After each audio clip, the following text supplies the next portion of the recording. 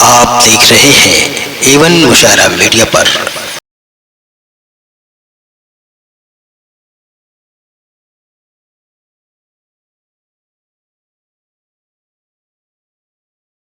अब बगैर किसी ताखीर के मैं अपने एक हीरे की तरफ इशारा करता हूं इस शेर के साथ कि किसी के पास नस्तर है कहीं मरहम निकलता है, किसी के पास नस्तर है कहीं मरहम निकलता है, कहीं तिरयाख मिलता है कहीं परसम निकलता है।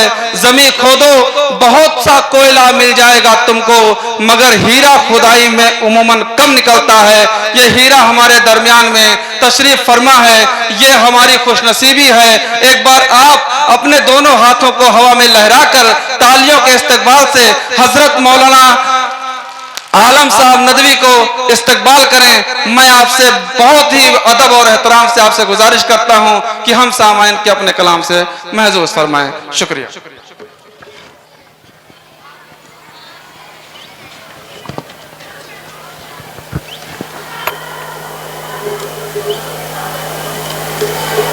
अस्सलामु अलैकुम वरहमतुल्लाहि वबरकातुहू। अल्हम्दुलिल्लाह वकफ़ा व सलामुन अला इबादिहिल लज़ीना इस्तफ़ा, अम्मा बाद। आज की महफिल के सदर मोहतरम और मेहमान खुसूसी मोहतरम कमल नयन पांडे साहब, कॉलेज के बुनियाद रखने वाले अहम ज़िम्मेदार जनाब नूर मोहम्मद साहब, उनके साहबजादगान, कमेटी के तमाम लोग, मुअल्लिमीन व मुअल्लिमात, तलबा और तालिबात। मैं पिछले साल पहली मरतबा इस बस में आया था, ये दूसरी मरतबा इत्तेफाक हुआ है आने का। 3-4 दिन पहले नोमान भाई ने मुझे फ़ोन करके यहाँ का दावतनामा दिया। मैंने कहा भाई मैं तो बम्बई में हूँ, आना तो है सुल्तानपुर रमज़ान से पहले पहले, अगर आ गया तो इंशाअल्लाह शरीक हूँगा और नहीं आया तो माजरत चाहता हूँ। इत्तेफाक से टिकट मिल गया और आज सुबह ही मैं आया। तो बहरहाल यहाँ के मुंतज़िमा ने हमारे आने का भी इंतज़ाम किया था, इसलिए आप तक पहुँचने में किसी तरह की कोई दिक्कत नहीं हुई। मुझे एक वाक़या याद पड़ता है कि हज़रत मालिक बिन अनस, हज़रत मालिक रज़ी अल्लाह ताला अन्हो मस्जिद नबवी में दर्स दे रहे थे, पढ़ा रहे थे। बच्चे पढ़ने में मुनहमिक थे, बड़े गौर से उनकी बातें सुन रहे थे। अचानक एक आदमी चीखते हुए आया और उसने कहा हाथी आया, हाथी आया, हाथी आया। मदीना वालों ने हाथी कभी देखा नहीं था, इसलिए जितने बच्चे उनके पास पढ़ रहे थे सब के सब चले गए। सिर्फ एक लड़का हज़रत मालिक के पास रह गया। तो हज़रत मालिक रज़ी अल्लाह ताला अन्हु ने उनसे पूछा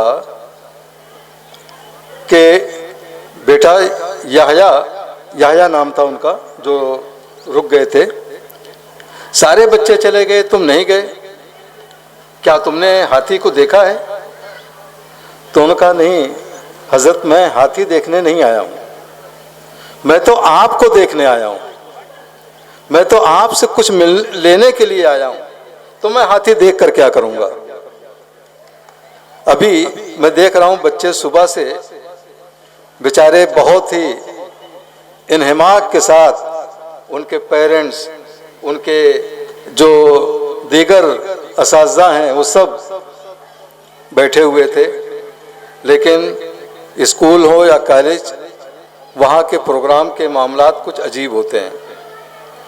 जब प्रोग्राम हो जाता है, जिस तरह मुशायरे में जो शायर पढ़ लेता है वो फ़ौरन चला जाता है बेशक, वो दूसरे को सुनना गवारा नहीं करता।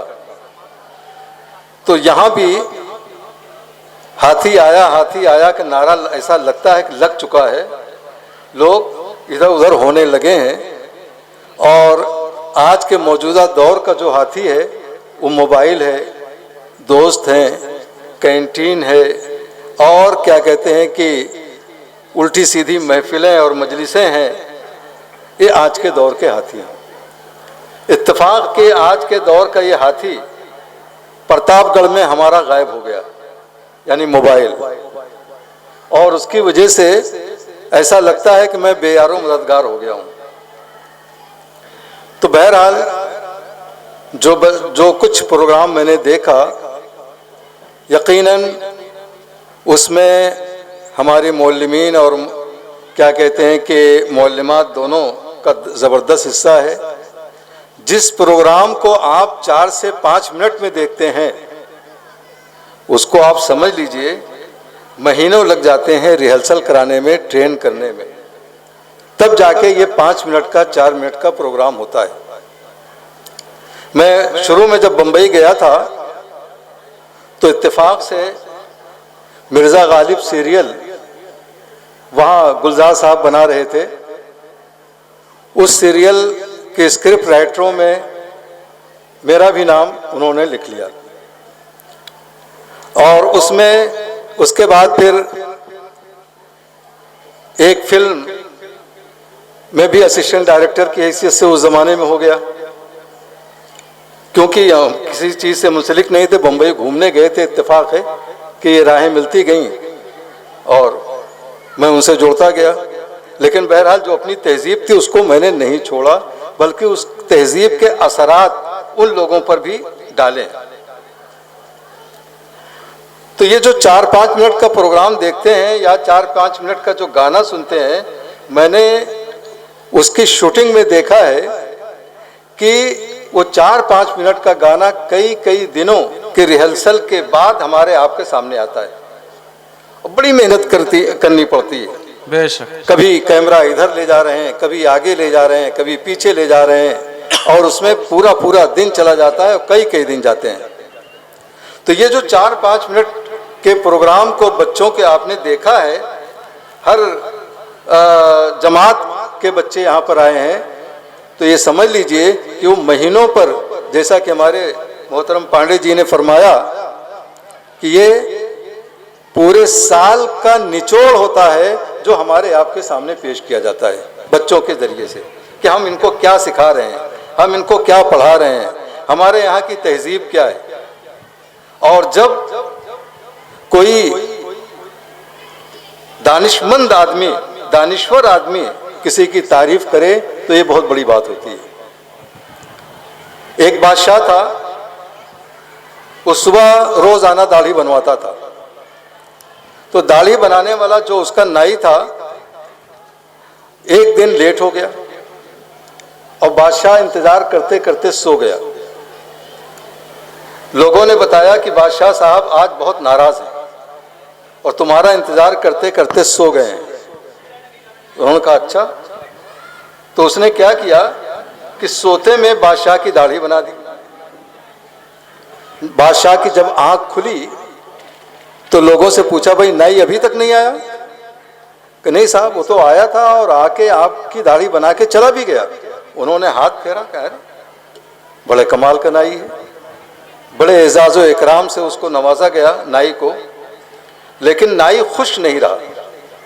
लोगों ने पूछा, यार इतने बड़े इनामात बादशाह की जानिब से पाए, बादशाह तुमको अपना अजीज समझ लिया, इतनी तारीफ की, और तुम खुश नजर नहीं आ रहे हो, क्या बात है? कहा ये बादशाह कोई नाई थोड़ी है, हमारी बिरादरी का कोई आदमी तारीफ करता, जो जिस काम को हम लोग करते हैं वो तारीफ करता, तब तो तारीफ थी। बादशाह क्या जाने नाई का हुनर क्या है, नाई के किस तरह से बाल बनाता है। तो आज आप लोगों की तारीफ उन लोगों ने की है जो वाकई दानिश्वर कहलाते हैं, इस फील्ड के माहिर लोग हैं। और ये बात जो आपने बताई कि बच्चे अभी जो छोटी उम्र में हैं, यही 10वीं के बाद जब जाते हैं तो इनकी लाइन अलग होती है, इनको गाइड करने वाला कोई नहीं होता है। अब ज़्यादा से ज़्यादा एडमिशन के वक्त इनको गाइड वही करता है जो एडमिशन कमेटी में होता है या एडमिशन के लिए बैठा होता है कि भाई इस बच्चे को यहाँ नहीं, यहाँ, वो नंबर देख के अंदाजा लगाता है। मैं भी 30 साल तक एडमिशन कमेटी में भी रहा हूँ, सुपरवाइजर भी रहा हूँ कॉलेज का, लेकिन मैंने अक्सर बच्चों को देखा है कि वो जब आते हैं उनसे पूछा जाता है कि तुम्हारा मकसद क्या है पढ़ने का, तो उनको तो पहली बात मकसद ही नहीं मालूम होता। अगर साइंस में तुम्हें एडमिशन लेना है तो क्यों लेना है, जबकि तुम्हारा नंबर ये है। सर हमारी सहेलियां, हमारे फ्रेंड सब इस क्लास में साइंस में आ रहे हैं, इसलिए हमको भी जाना है। अब वहां पे सहेलियां और ये दोस्त, इनकी वजह से लोग फैकल्टी बच्चों थोड़ा शांत हो जाओ, बहुत बेशकीमती बातें आपके सामने पेश हो रही हैं। मैं गुजारिश करूंगा जो हमारे वॉलंटियर हैं थोड़ा सा शांत करें। तो ये फैकल्टी चेंज करते हैं, लेकिन ये समझ लें कि वो सहेलियां या दोस्त आगे चल के या तो कामयाब होते हैं, नाकाम होते हैं। उनकी कामयाबी और नाकामी का इन्हिसार, उनकी कामयाबी या नाकामी की वजह से आप भी नाकाम या कामयाब होते हैं, ये होता है। और कुछ वालिदैन पहले से सोच लेते हैं कि मैं अपने बेटे को डॉक्टर या अपनी बेटी को इंजीनियर या इस तालीम में आगे बढ़ाऊंगा, लेकिन जब उसका रुझान ही उधर नहीं है तो आप कैसे आगे बढ़ाएंगे? नहीं बढ़ा सकते। मैंने बहुत से लोगों को देखा है कि माँ बाप जिद कर रहे हैं, नहीं मुझे पढ़ाना है तो साइंस ही पढ़ाना है। उनको बताया जा रहा है कि आपके बच्चे का जो नंबर है उसके हिसाब से साइंस नहीं पढ़ सकता। अरे सर, हो सकता है कि उसको बाद में वो हो जाए। और जब एग्जाम के बाद वो मिलते हैं तो क्या हुआ था, वो असल में क्या हुआ था, दादी का इंतकाल हो गया था ना वो इम्तिहान के पीरियड में, इस वजह से वो पढ़ नहीं पाया, या बीमार पड़ गया इस वजह से पढ़ नहीं पाया। एडमिशन के ज़माने में दादियों का बहुत इंतकाल होता है, लेट आते हैं। हमारी कौम को लेट एडमिशन लेने की आदत है, पहले भटक लेते हैं चारों तरफ। जब मनपसंद कॉलेज या स्कूल नहीं मिलता तो अपने पसंद वाले नापसंदीदा कॉलेज में आते हैं, वहाँ एडमिशन मिल जाता है। तो ये सारी बातें होती हैं। मैं समझता हूँ कि नूर इंटर कॉलेज इस तरह की जो बातें हैं यहाँ पे नहीं होंगी। और यहाँ के असाज़ा से मेरी गुजारिश है कि वो 9 के बच्चों को और 11 के बच्चों को अभी से गाइड करना शुरू कर दें कि आगे चल के वो क्या कर सकते हैं, किस फैकल्टी में वो जाएं, आर्ट्स में जाएं कि कॉमर्स में जाएं कि क्या कहते हैं साइंस में जाएं, जिस लायक हो उसमें उनको भेजा जाए। और ये असाज़ा या मुअल्लिमात हमारी जितनी अच्छी तरबियत कर सकती हैं बच्चों की, वो दूसरे नहीं कर सकते, क्योंकि दूसरे के पास जाने में उनको शर्म आएगी। माँ बाप को भी, वो ठीक है बहुत बड़े आदमी हैं, लेकिन मैं उनसे बात नहीं करना चाहता। ये सब मामलात होते हैं जो हमारी अना जगह जगह पे आके हमको रोकती है। उस अना की वजह से हम पीछे जा रहे हैं, तो इस अना को तोड़ना पड़ेगा। जब ये अना हमारी टूटेगी तभी क्या कहते हैं कि हमारे अंदर खुददारी आएगी। खुददारी में और अना में दोनों में फ़र्क है। खुददारी ये कहते हैं कि किसी के सामने बिला वजह हाथ न फैलाना, और अना कहते हैं कि बिला वजह अपने आप को तकब्बुर के आला मेयार पर रखना। ये और तकब्बुर के लायक अगर कोई है तो अल्लाह की ज़ात है, यानी बड़ाई बयान करने वाली। हमारी आपकी ज़ात नहीं है। और मुल्क के जो हालात हैं, जैसा कि लोगों ने जिक्र किया है कि हमारे सुल्तानपुर ने काफ़ी मेहनत की है इल्म में, और शायद ये दूसरे नंबर पे है नूर इंटर कॉलेज। ये बड़ी खुशी की बात है। ये आज से नहीं है, ये बहुत पुराने ज़माने से सुल्तानपुर के लोगों ने नाम पैदा किया है। बहादुर शाह जफ़र के ज़माने में जो जनरल बख्त खां थे वो सुल्तानपुर के थे, और उन्होंने बहादुर शाह जफ़र से कहा था कि मेरे पास इतनी ताज़ा दम फौज है कि अगर हम उसके ज़रिए से लड़ेंगे तो अंग्रेज़ों को यहाँ से भगा देंगे। हमारी बात आप मान लीजिए। लेकिन उसी पीरियड में उनका दामाद आ गया जिसका नाम इलाही बख्श था। उसने कहा आप हमारी बात न मान के बाहर के आदमी की बात मानेंगे? हो सकता है आपको धोखा दे दे। और नतीजा ये हुआ कि उसने अंग्रेजों से गठजोड़ कर रखा था कि अगर बहादुर शाह जफर को हमने गिरफ्तार करा दिया तो यहाँ गद्दी नशीन हमें बनाएंगे आप, और ले जाके निज़ामुद्दीन, हजरत निज़ामुद्दीन औलिया की जहाँ मज़ार है वहाँ पे गिरफ्तार करवा दिया। गिरफ्तारी के बाद उनकी जो नई बीवी थी बहादुर शाह जफर की, जो 60 साल की उम्र के बाद शादी की थी उन्होंने, वो अंग्रेजों से पूछ रही हैं, ये बताइए कि मेरा बेटा वली अहद होगा कि नहीं होगा? तो कह रहा है कि मुझे हंसी आई कि यहाँ पूरी हुकूमत खत्म हो गई, ये जेल में जा रहे हैं और वली अहदी का सवाल कर रही है मोहतरमा। तो जब किसी कौम पर जवाल आता है तो इस तरह से आता है कि उसको अपने हमदर्द जो हैं, अपने वफादार जो हैं वो वफादार नहीं लगते, गद्दार जो हैं वफादार बन जाते हैं। आज जब भी कोई बात होती है, इलेक्शन का जमाना होता है, मैंने अक्सर देखा है जिस दिन इलेक्शन खत्म होता है उसी दिन लोगों की जबान से बात निकलती, बस ये इलेक्शन हो गया, अगला इलेक्शन आएगा ना तो हम बटेंगे नहीं, सोच समझ कर वोट डालेंगे। और अगला आते आते इतनी पार्टियां, इतनी कमेटियां, इतने चेहरे सामने आ जाते हैं कि हम न जाने कहां से कहां पहुंच जाते हैं। तो आज अगर आपको वाकई हिंदू मुस्लिम एकता की बात करनी है तो उस एकता में आप एकता का दिलो दिमाग देने वाले, एकता का साथ देने वाले, उनका साथ दीजिए, उनके साथ रहिए। तब क्या कहते हैं कि हम नफरत पसंद लोगों को मुल्क की गद्दी से हटा सकते हैं, वरना ये नफरत पसंद लोग हमेशा यहीं बाकी रहेंगे। आप अपने पड़ोसी मुल्क पाकिस्तान को देख लीजिए, जेल में जो शख्स है उसका निशान भी छीन लिया गया पार्टी का, उसको इंसाफ पार्टी के नाम पर इलेक्शन भी नहीं लड़ने दिया उनके क्या कहते हैं लोगों को, लेकिन इसके बावजूद वहां की आवाम ने फैसला किया, जीत कर दिखाया।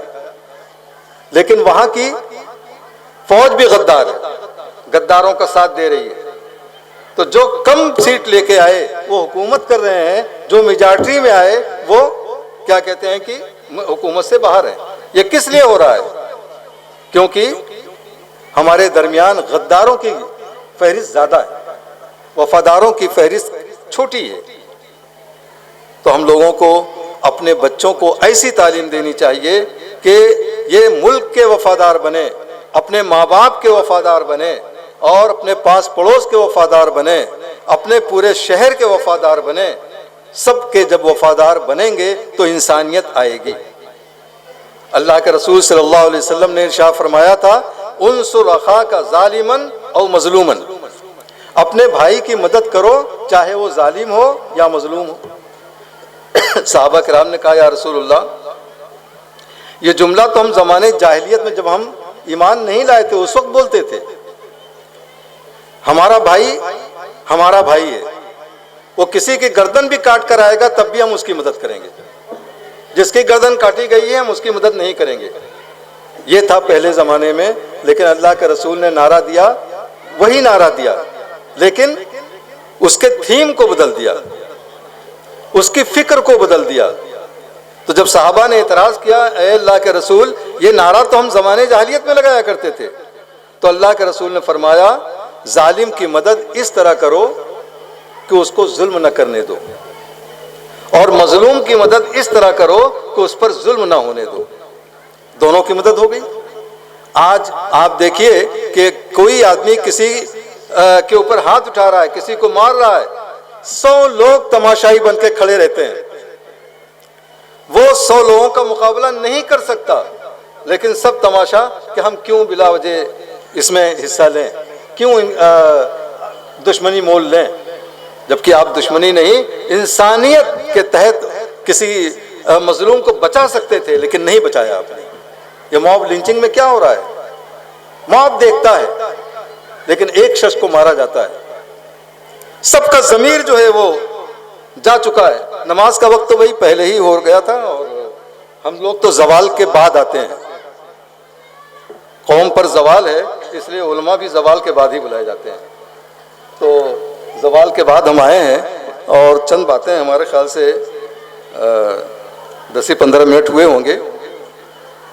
तो बहरहाल मैं अपनी बात को ख़त्म करता हूं और बात अगर मानी जाए तो 2 मिनट की बात भी बहुत होती है और न मानी जाए तो 2 घंटा भी आप बात कीजिए, उसका कोई असर नहीं होता है। शुक्रिया। अस्सलाम वालेकुम।